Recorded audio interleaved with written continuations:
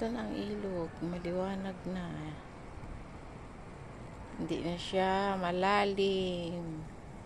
Kaso lang, nawala na ang mga tanim ng mga tao, ang kulay. Kawawa sila. Wala na yung mga kangkong.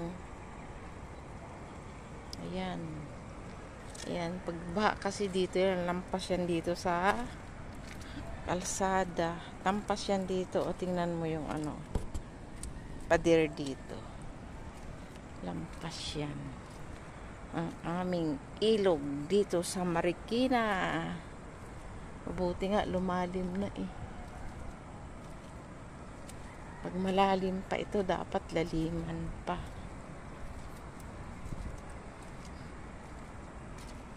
Makulimlim na naman ang panahon.